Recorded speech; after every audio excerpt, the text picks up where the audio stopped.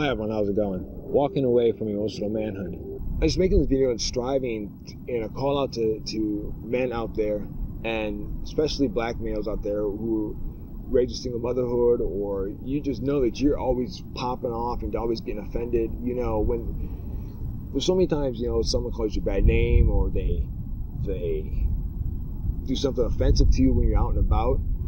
If you're getting upset about every time things like that happen, you're expending so much energy, so much time on things that don't matter.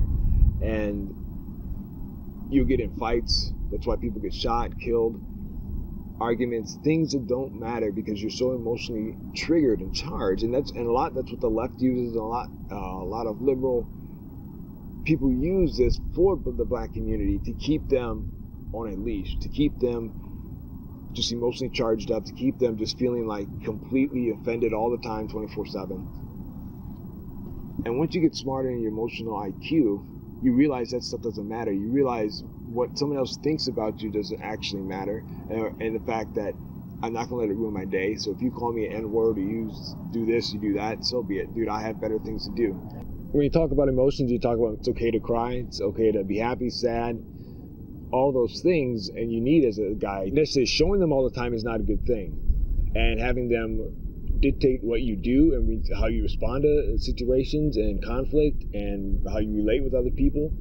To be emotional is not a good thing. It's just not something that a guy who wants to be in self-control, who wants to be on top of who he is, would be like.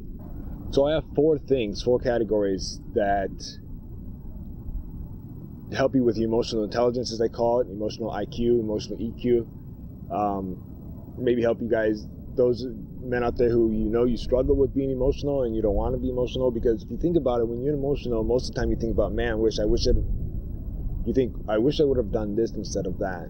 And that is speaking of the fact that you went off exactly what you first felt like or what you first saw, instead of properly handling yourself in the moment, probably handling the other people in the moment. If you believe in the alpha male theory, which I do, because there are always leaders and there's always followers, but a leader cannot be emotional, because people will look up to a leader. They will expect someone in the group to keep everything together. So if you want to be that man, if you think that you need help, hopefully these tips can help you. So the first one is self-awareness. And self-awareness is basically being confident in who you are, knowing who you are as a guy, as a man, but being self-confident, knowing who you are, and knowing that no matter what the situation, no matter what someone calls you, says, is not going to shake that.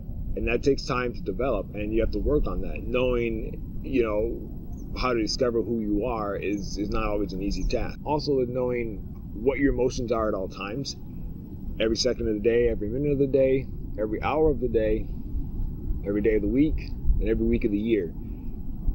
A guy or a person, a man who has high emotional IQ monitors his emotions at all times and in all given situations.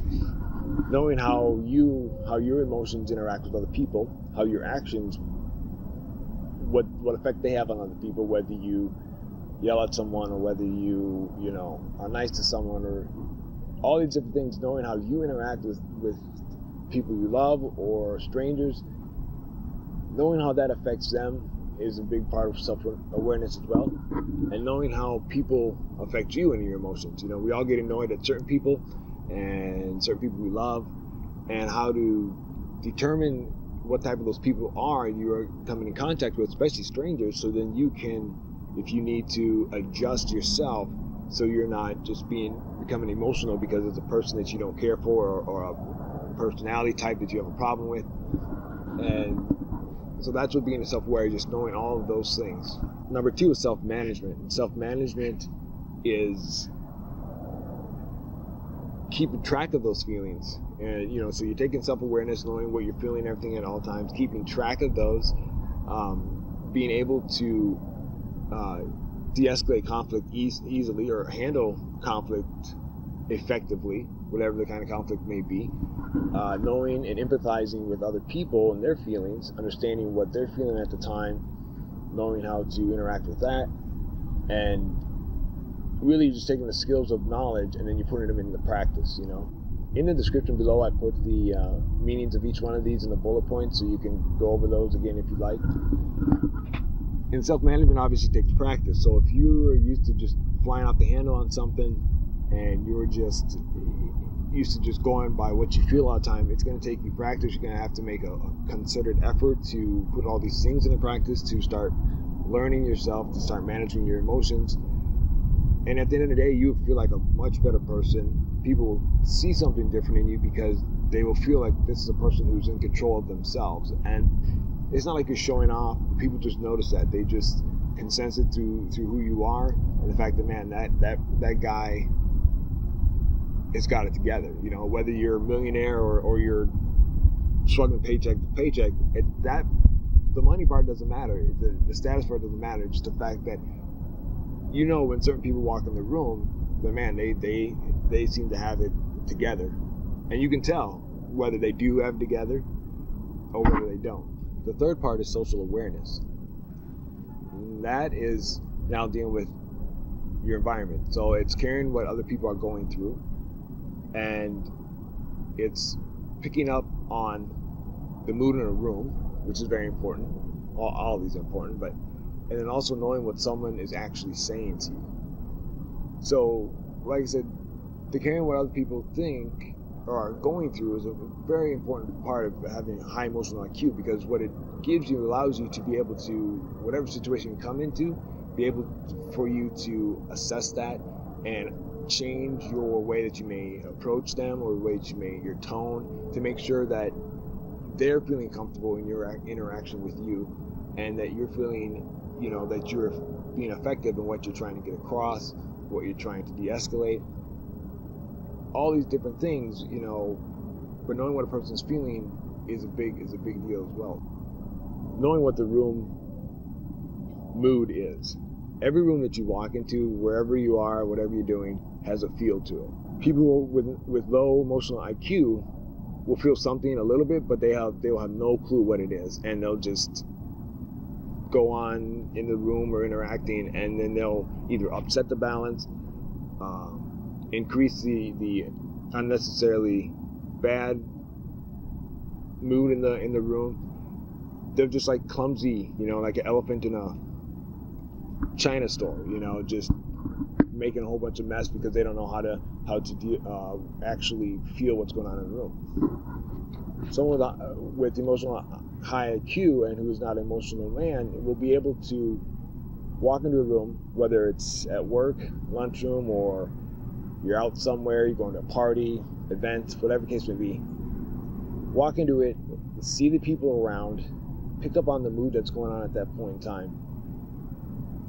Process whether they need to adjust their mood that they're walking in with, how they need to go about interacting with the people in the room, and whether they need to change the mood or whether they need to join in with the mood, you know, is really very key for effective people and leaders, like I said, alpha males, and just for someone who wants to be in self-control of themselves and in control of their emotions.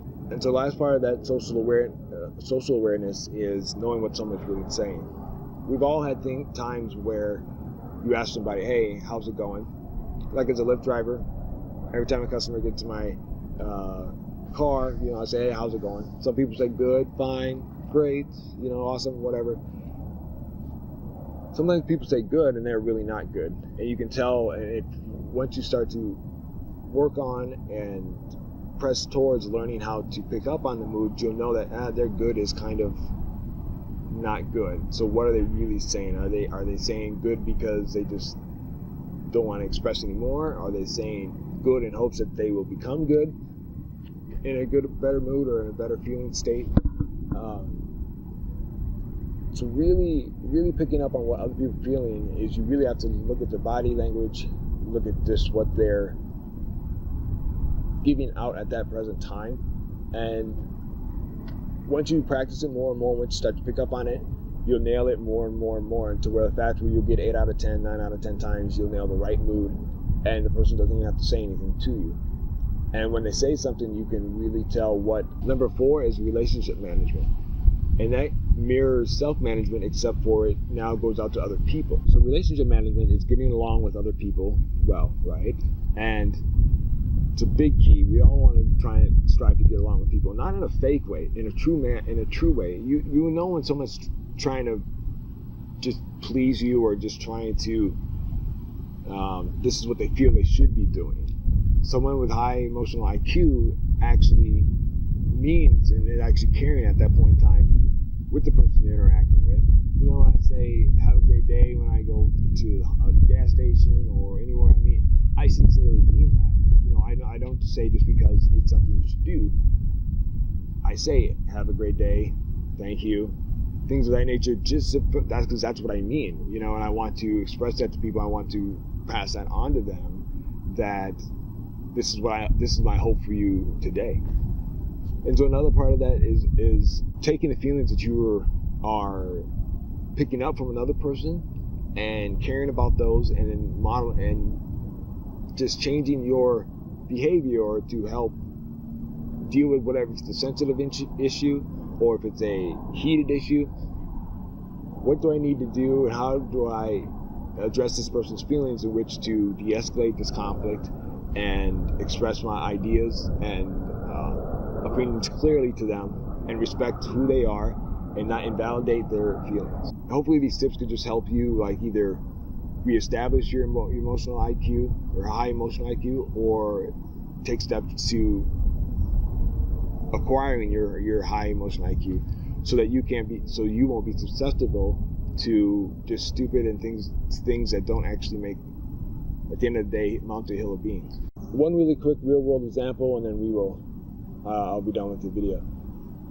So this recent Florida shooting, well, one that made the news a lot, it was a white male about 47 and a black guy 28 years old over a handicapped parking spot, right? I made a video about this. You can check it out on my page if you like. A lot of commentary back and forth. I do respond to lots of people's comments on it. But to me, that's a prime example of an emotional beta male doing what an emotional male does, and unfortunately losing his life because of it, and letting his ridiculously emotional girlfriend dictate his emotional mood. If you talk to somebody in a verbal situation, it usually gets better. But if you just instantly push someone and throw something into a physical altercation, like he did because you responded emotionally, that's what happens. So hopefully all these tips and everything helped you guys out, and hopefully, you know, I explain things well. Let me know in the comment section and things of that nature, because it's something that's really impressed on me that I think guys can do a lot better at, and guys don't need to buy into this, oh, I should be emotional as much as my girl, because it doesn't help anybody. So if you like what you heard, saw, all that stuff, please like, share, subscribe, and appreciate all my new subscribers lately. And until next time, this is Savvy Ninja, and I will leave you with this.